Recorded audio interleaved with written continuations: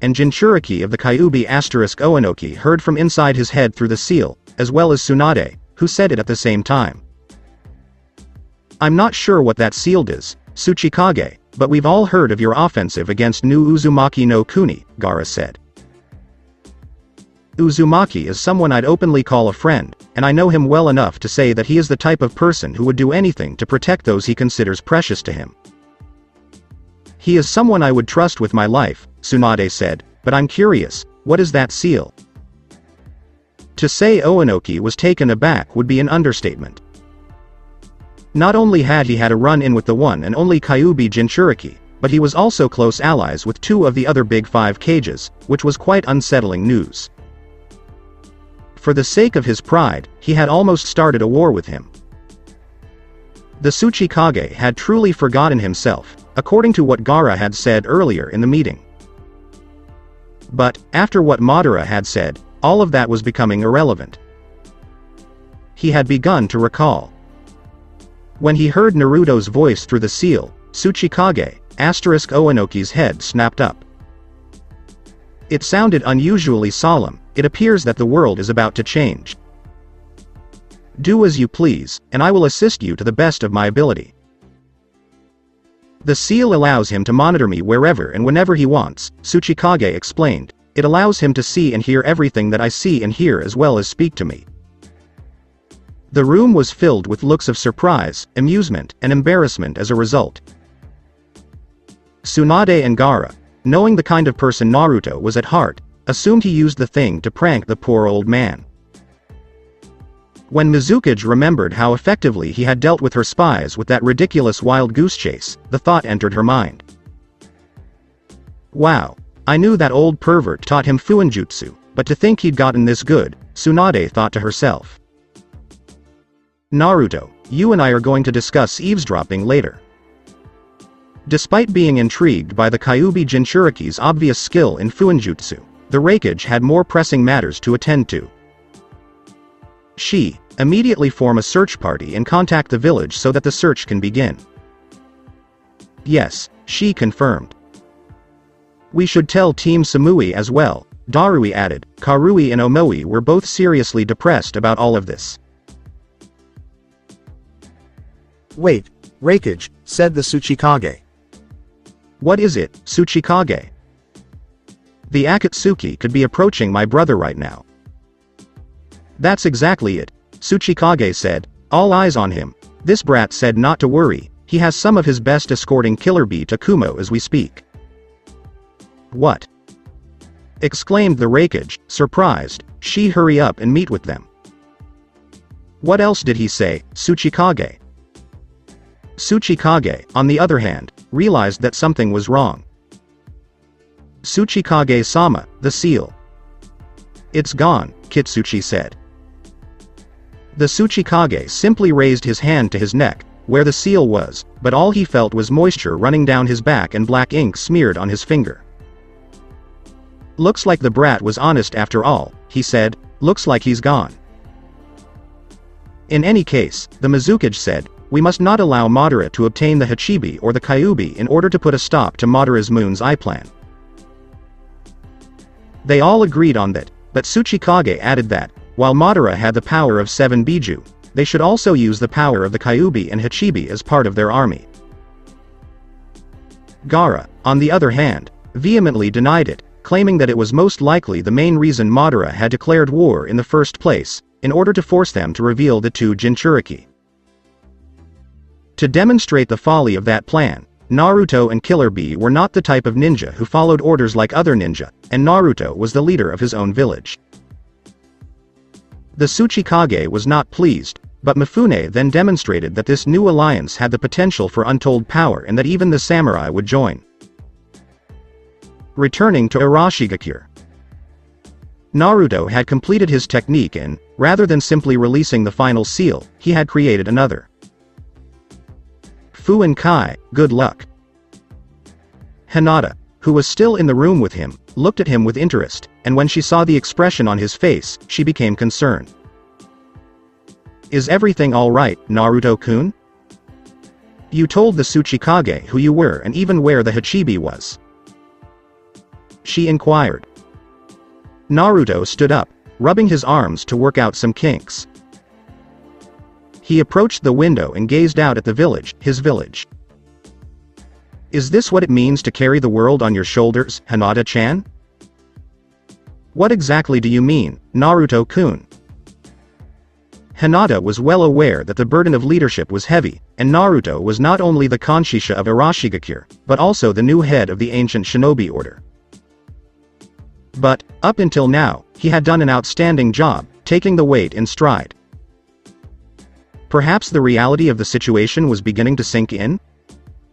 What transpired at that meeting? You are strong, Naruto-kun, stronger and more powerful than just about anyone else, she said as she rose from the sofa and wrapped her delicate yet strong arm around his body from behind. You don't have to do that because you have a lot of people who will support you no matter what. Naruto leaned into her embrace and gazed out the window, as if seeing into the future. A war is coming, he predicted, and I, as the Jinchuriki of the Kyuubi, will be the target. Hinata stiffened in response, but she understood. Are you scared, Naruto? What are you afraid of, Naruto-kun? Naruto asked slowly. I am the leader of this village. I owe it to my people to protect and guide them in times like these. I cannot fail Hinata, but I am at a loss for what to do. Even now, you think of your people rather than yourself, Naruto heard someone say from behind him, only to turn around and see Tsubaki, which is why the Reizoku clan stands at your back and swore eternal loyalty to you. You've formed powerful allies and done something that ninja never do, you've made friends. You are strong, Uzumaki-sama, not because you can defeat many foes, but because you care and can see the target that no one else can. After hearing Tsubaki's words, Naruto looked thoughtful. See Naruto-kun, there's your answer, Hinata said, you have everyone's loyalty in this village, and everyone will do everything they can to protect you.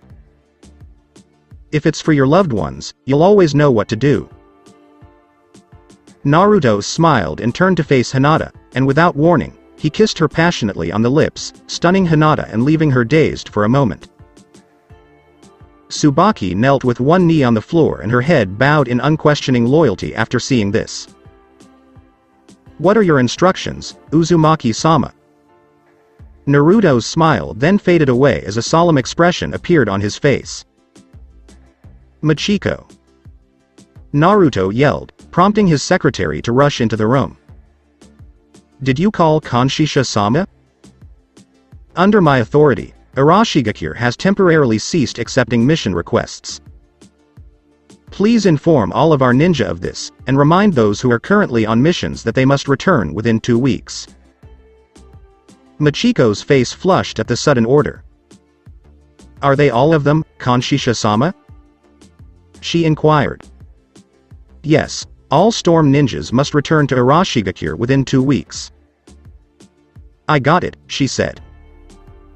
Tsubaki, please notify the Jiryu no Arashi that we will meet tomorrow at 10 a.m.